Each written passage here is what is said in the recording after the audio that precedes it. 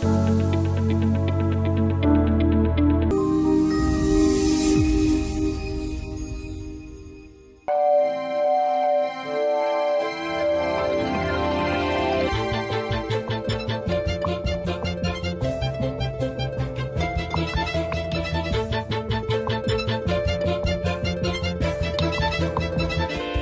to Talking Heads. This week, we meet a good Greek girl who discovered that her true passion was to bring to life the cuisine of the Greek islands. Maria Benardis is a woman who happily admits that she lives to eat. Her every waking moment is about food. She's broken free from being an accountant specialising in GST to become a champion of all things Greek. Maria, welcome to Talking Heads. Thank you for having me. Glad to be here. Now, your life's immersed in Greek food. Do you even dream of Greek food? I do. And I am also known to actually sleep with Greek ingredients or something unique that I stumble across. And why I do that is that I'm hoping overnight I get inspirational ideas for recipes. What do? You sleep with Greek? I do. I'm not going to lie about it. Didn't mean to go into those private moments. No. So I'm a little bit obsessed with food, yes. Have you always dreamed of Greece? Always. I can't separate myself from that country equally the same way that I can't separate myself from food. It's just something that's in my heart and soul quite deep. What's so fascinating about this obsession you have with Greece is that you've lived most of your life in Australia. That's correct, but probably the happiest memories in my life were those of my childhood. And for some bizarre reason, I got stuck at those happy memories, and anything happy happened to be in Greece. Australians of Greek origin, there are millions of them. Certainly are. And yet, you seem to think that there's not a great deal of authentic Greek cuisine, certainly publicly available in restaurants in Australia. There isn't, and it's a real shame. And this is why I went to teach myself and to learn about Greek cuisine in Greece. Because basically what we're doing here is the food that we eat at home on an everyday basis. For some bizarre reason, we've forgotten about all the ancient dishes. We've forgotten about the regional cuisine. There are thousands of salads, and the only salad that I see is, the so-called Greek salad that doesn't even exist. In Greek culture, we have a term called kerasma. Kerasma is an offering. It's an offering of love, an offering of foods. The first culture that I got to know was the Greek culture, and of course the first language I got to learn was Greek.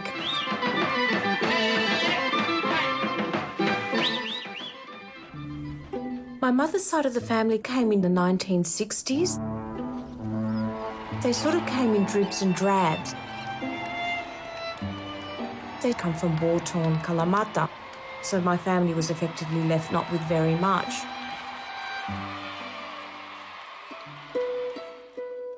My father's name was Steve. He came from the island of Psara in Greece. My father was a very strange soul. And unfortunately, he was a type of man that never showed any love. A lot about my early life I learnt from reading my baby books. Baby books put together by my mother. And unfortunately, she was only able to write in them for about 2 years, because after that she got very ill with cancer and passed away soon after. My sister Katina and I went to the island of Psara to live with my grandmother. And I have to say that that was the beginning of the happiest years of my life. Living on the island of Psara was a very simple life. We had no electricity, vegetables were very important in our life, and herbs, so we had to grow everything. My passion for food actually started on that island and watching my grandmother and her obsessiveness with ingredients. I'd have to run down the port to see my uncles who were fishermen. It had to be brought in that day, otherwise she wouldn't cook with it. When I was about 9 or 10, my father asked that we return back to Australia. I have to say that that was probably the saddest day of my life because I formed such a bond and such a love for this island.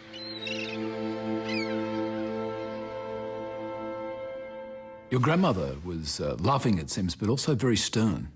She was. And I think my father takes that from her. She used to sing, didn't she, as she baked? You learned to sing that way, She didn't you? did, yeah. Well, what people don't realise is for most of the Greek dishes we have a song. So when we're making butter cookies or κουλουράκια, there's a little song. What's the song for butter cookies? Πλάθω κουλουράκια με τα δυο κεράκια, ο φούρνος θα τα ψήσει, το σπίτι θα μυρίσει. Which is basically sort of saying I'm making κουλουράκια with my two little hands. The oven's going to bake them, the house is going to smell nice. So the wonderful thing about having these little songs is that it just makes it a lot more fun when you're cooking as a kid. Now, does your memory of that song go back to when you're 3 or 4 or 5? It does, back to then. And it just hasn't left me. And every time I make those κουλουράκια, I get really emotional and I start singing that song, and it actually transports me back to the times when I'd be a little girl there rolling. And of course I couldn't roll as well as my grandmother. I tried, but I'm glad to say now that I can roll really well and do it as well as her. Now, we think of Greece as being a cosmopolitan place these days, but the island where your father came from, Sarah, 400 people only on the whole island. Yes, not many. And the good thing is now they have electricity. They do have flushing toilets, which they didn't. I don't know, it's a mixed blessing, electricity, I think. It is. So they've actually got televisions now, which is really quite amazing. But everything else has stayed the same. This is life that is beautiful in its way, but also the simplicity of it is very raw. It's extremely raw. I mean, it can't get any more raw than that. And the thing that I love about it is that people are refusing to go with the times. They want to stay in touch with nature.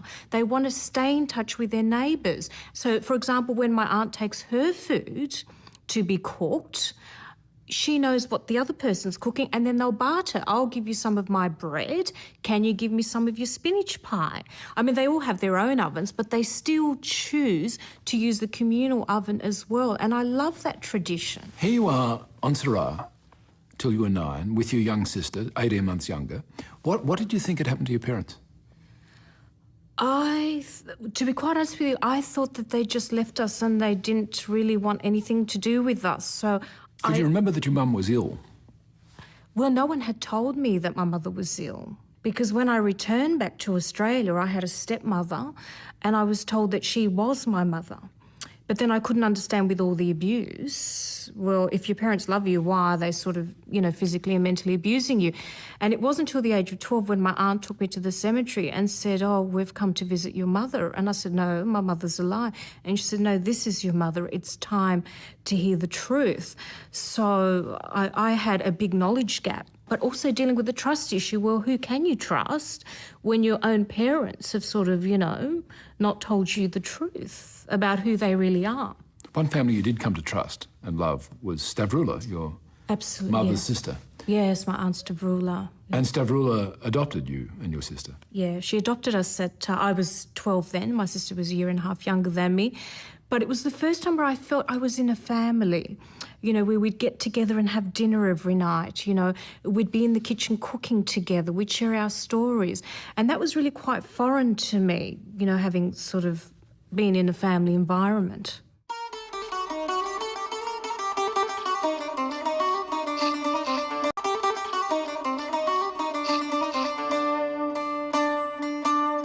Tzatziki is a dish we used to make in our household often, and my Aunt Stavroula would always serve it with souvlaki. In terms of expressing her love, it was always through food. And you then returned her love by saying how wonderful the food was.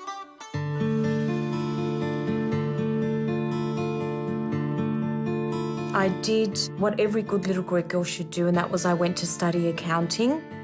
Unfortunately, at the back of my mind, it wasn't what I wanted to do. In 2004, my family asked me to go to Greece with them. It was the first trip back to Greece since my childhood. For some bizarre reason, I had this inclination that I had to videotape everything.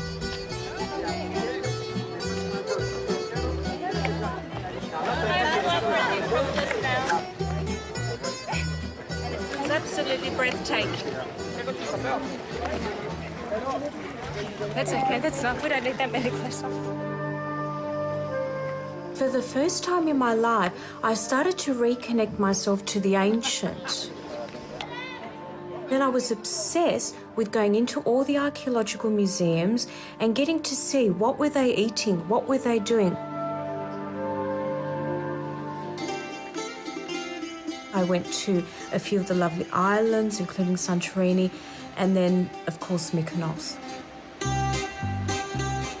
And here we are in Mykonos. I think the most amazing thing was landing and just seeing everything blue and white. It's just absolutely beautiful.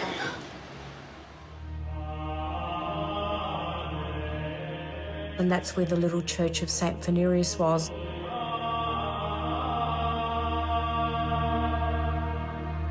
I felt that it was a little sanctuary, and this is where I was going to find myself, and I was going to find what I was looking for. The effect of that experience in that church just totally transformed me into another human being. You were a great loss to tax accountancy. My goodness. Yes, especially GST. You were a GST expert, weren't you? Yes, I was. You knew everything there was. You knew far more than Peter Costello ever knew about the GST. I did, actually, I did. I still look at food and say, that's subject to GST, that's not.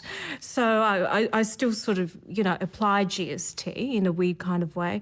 But it wasn't that path for me. Why not? Because I wasn't happy. I enjoyed doing tax, don't get me wrong. It was a really good profession. It treated me well. It's different to do tax than to pay tax, isn't it? Exactly. And I'll tell you what, it wasn't a very good dinner conversation. Every time I turn up and say, what do you do? Tax office, I'd have everybody abandoning the conversation and I'd be left there on my own. At least now when I go to a dinner party and say I'm in food, everybody is attracted, wants to know more. It's like, boy, am I glad I left the tax. Yeah. Now, St. Benardis. Why is St. Benardis particularly significant? He's particularly significant because he's our patron saint in the Greek Orthodox faith of finding things. So he's the patron saint that we pray to if we want to find love, if we want to find more money, peace. So anything that your heart desires, he's the patron saint that you pray to. It seems like you went to this church, one person, and came out another. I certainly did, and I had no idea what church I was going to. What actually happened? It wasn't as if I heard a loud voice in the church, but every time I asked a question from my heart, the answer would come. Whose idea was the book? Yours or my book, yeah, my cookbook. I never had a cookbook idea in my mind before that, and I was it your idea or St. Benardis? It was St. Benardis. Was it? It was. Never had I thought of going into food. Never had I thought of, as a profession that is, never had I thought of writing a book. I mean, I'd written tax books, but I'd never written a cookbook and had no idea. And I asked the question and I said, I have no idea how to do this, how to research. And I was told that the answers would come to me and that I would be guided and I had to not fear and just follow my heart. Why do you think it was about food? Maybe because that's where I always felt a connection to human beings. And having that connection back to the island, it just seemed perfectly natural that that would be my next progression. Memories of me making bread with my grandmother, I just almost feel like I just want to cry because they're just so beautiful. In 2005, I finally worked up the courage to go back to Psara. I got to see my grandmother again, who wasn't expecting me. She recognised me straight away. The wonderful thing about the island Psara is it hasn't changed that much. They still rely on nature. They still barter, which was amazing. When I first went to Psara, it wasn't meant to be a research trip. It was a big family reunion. I can't separate the two because I'm surrounded by food. I'm constantly filming and documenting ingredients or documenting food.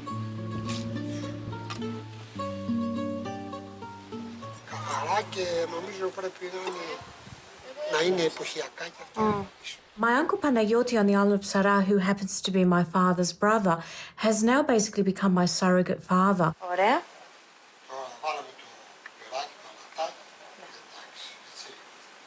So I'm finding subjects that we're both very passionate about. Cooking, of course, because he loves cooking, and that's our connection now. Favourite dish of his is goat, fresh goat from the island that he stuffs with rice.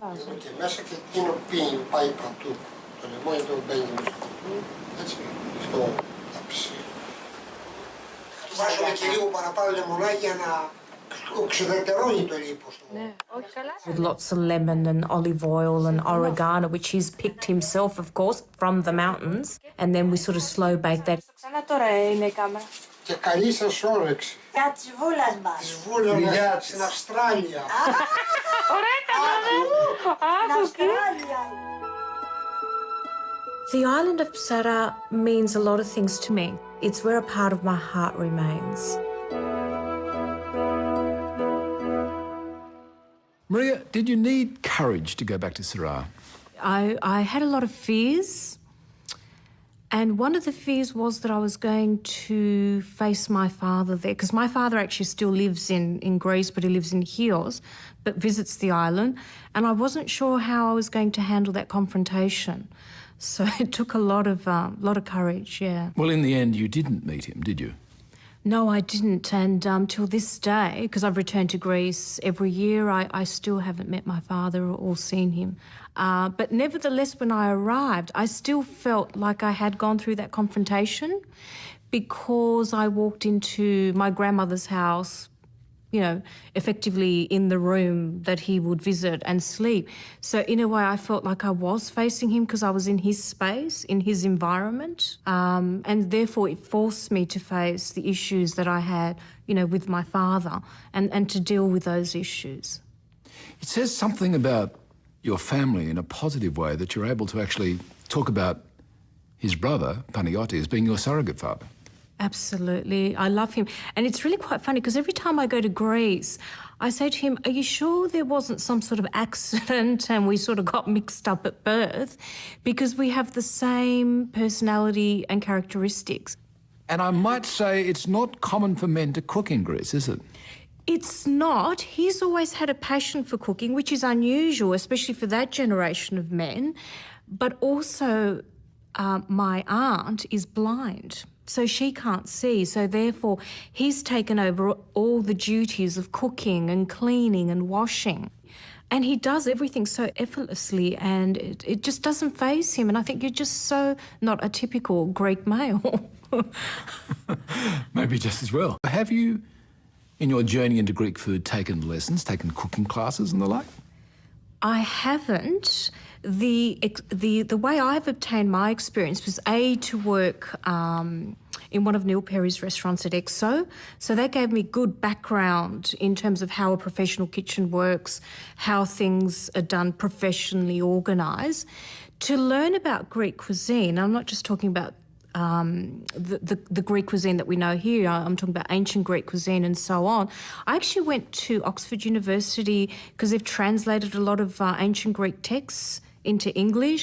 I also travelled around Greece, and what I do is when I come across a place or a house where I smell something nice, I actually knock on their door and I say, I'm Maria, I'm from Sydney, Australia. What are you cooking? It smells beautiful. Would you please allow me into your house and show me what you're cooking? And that's how I've gained most of my knowledge, by actually cooking with the people from those various regions. That's Greek hospitality for you. That's exactly right. And then you're invited to dinner and lunch, and then you're invited to stay over and sleep over. But it was amazing because if you're going to learn about a region, you really need to live with the locals. Not only did you knock on strange people's doors, but you knocked on the doors of monasteries too. Absolutely. What a lot of people don't realise is the best chefs in Greece are monks and nuns. And a lot of the monks and nuns have actually written cookbooks.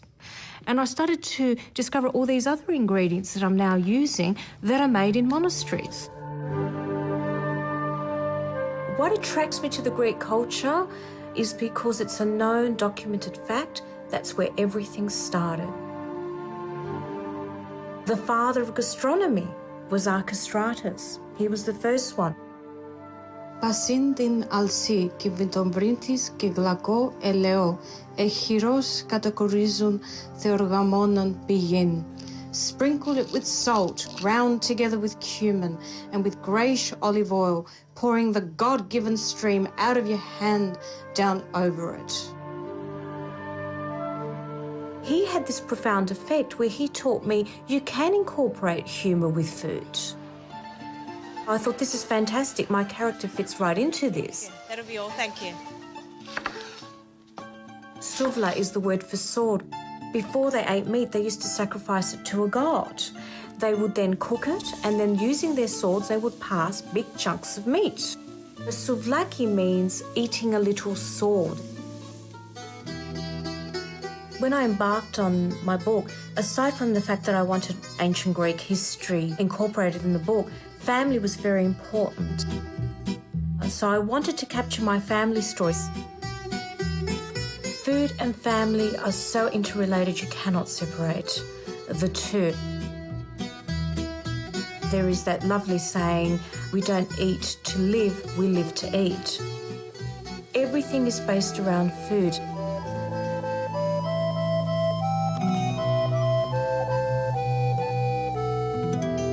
It's really lucky it's dinner time because these scenes are making my mouth water. Oh, yeah, mine's watering too, actually. I wish I had a souvlaki right here, right now. You can make one up for us. Yeah, I could. Greece is modernising very fast. It certainly is. With that comes the risk of losing authenticity, I suppose. Absolutely, and this is one of the things that I'm realising when I travel back to Greece. I'm realising that some of the old trades and traditions will get lost if there's not people like me around to start documenting them and preserving them. And an example of that is when you go to Kalamata, we're known for the silk scarf because, of course, there's a Greek dance called the Kalamatiano and the Greek girls wear a silk scarf. That is traditionally made by the nuns. And it's done, with those old, beautiful, weaving machines. Now, there's only 3 ladies left, and they're quite elderly, that are doing that. And when I visited them, they pleaded with me and they said, are you interested in doing this? We'd love to teach you to do it because no one else wants to do it. I was in tears. I just couldn't believe it. At the beginning of our conversation, you talked about trust and not having trust from your early days because you had no one to trust in for a long time. True. What I've learned from reading and talking to you really has been that in Greece, food is so much part of family and culture. What about having a family of your own to share it? Interesting, because I know I'm going to have thousands of children, and I've always been told that I wasn't going to, my spiritual calling said to me that I wasn't going to have my own children, but I was going to have thousands of orphans. And I always knew that I would sacrifice my life to helping others. And I was okay with that. I was comfortable. That's the Maria. That's the Maria. Are we ready? Yes. Okay, first thing is, can I get you 1, 2, 3, brush? I volunteer my services to Mission Australia. So brush. They help out homeless and disadvantaged people, so I help them with cooking. Fantastic. So do you cook a lot? Not lately, but good on you. Let's get a chopping board. No, you're doing a fantastic job with what we've got. So that's good. I actually feel on top of the world when I'm working with those people. And as we say in Greek, kali όρεξη, which is good appetite. It also reminds me of where I was. I get a sense that they feel that same rejection that I felt as a child.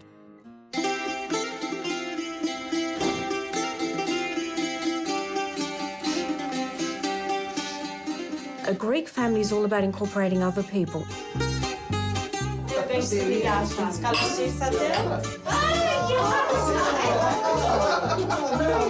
Friends are my family. love it. It's all about sharing. Oh, wow. Στην υγεία σας, everybody. Καλώς ήρθατε. We eat and drink so much that we've got to constantly be toasting to our health. Και φιλία. Με αγάπη. Cheers. You say you can't wait till the next stage. No, I can't. And it's because that's the stage when I'll be really contributing back to human mankind and doing my charity work and making a real difference in young people's lives or homeless people's lives. How can you do that in a practical sense? Well, the whole aim of what I'm doing and any money that I make will go straight back into orphanages. So one of my goals is in 2 years' time to go and live in Greece part-time. Because I've actually visited some orphanages and they're in need of basic things. They're in need of books for kids to read. Most importantly, I'd like to teach them how to cook, you know, and get them to find the same connection and love that I found through food, and to say to them that, you know what, you may not find love and connection through human beings and maybe they've let you down, but you can find it through food. I'm just really excited to get to that stage soon. Of course, the Mediterranean diet is perfect for a long life. We should go and eat. We should, indeed. Maria, thanks for coming on Talking Heads. Thank you for having me. Appreciate it.